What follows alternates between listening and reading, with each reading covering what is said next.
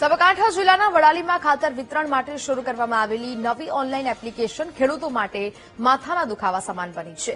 ભારતીય કિસાન સંઘ અને સ્થાનિક ખેડૂતોએ ઓનલાઈન એપ્લિકેશનનો ઉગ્ર વિરોધ કર્યો છે। જિલ્લામાં સરકારે ટેકનોલોજીના નામે કરેલો ડિજિટલ પ્રયોગ ખેડૂતો માટે મુશ્કેલી ઉભી કરી રહ્યો છે। ખેડૂતોને એપમાં ઓપરેટ કરવામાં ભારે મુશ્કેલી પડી રહી છે અને સર્વરમાં વારંવાર આવતી ટેકનિકલ ખામીઓને કારણે તેમને ખેતીકામ છોડીને કલાકો સુધી ધક્કા ખાવા પડી રહ્યા છે।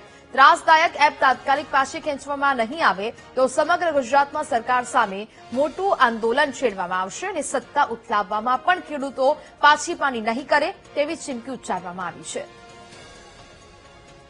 યોજના લાયા છે એનાથી ખરેખર ખેડૂતને બહુ નુકસાન થવાનું છે। બધા જ ખેડૂતો ભણેલા છે એવું નહીં અને બધા જ ખેડૂતો પાસે એન્ડ્રોઈડ મોબાઈલ પણ નહીં। અમુક સામાન્ય જે ખેડૂતો છે ઓછી જમીનવાળા છે એ લોકોને કઈ રીતે એપ્લિકેશનમાં જોડાવવું એ ખરેખર મહત્વનો પ્રશ્ન છે। એટલે અમારી સરકારને માગણી છે કે આ ભારતીય કિસાન સંઘ સરકારને લાવવાનો પણ મહત્વનો ફાળો હતો અને ટ્રાયલ બેઝ ઉપર જયારે સાબરકાંઠાને જ લેવામાં આવ્યો છે નવસારી બેને તો અમારી સરકારને વિનંતી છે કે આ મુદ્દો હાલ સ્થગિત કરવો જોઈએ। આ સરકારે નીતિ જે અપનાવી છે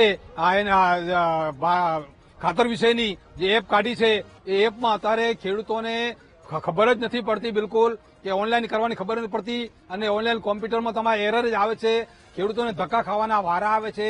એના માટે ભારતીય કિસાન સંઘ અને ખેડૂતોની માંગણી છે કે આ તાત્કાલિક તમે આ જે એપ કાઢી છે એ તાત્કાલિક રદ કરો અને તમે ખેડૂતો વૈજ્ઞાનિકો જ નક્કી કરશે કે આ જમીન ખાતર કેટલું જોઈએ શું જોઈએ એ વૈજ્ઞાનિકોને ખબર ના પડે।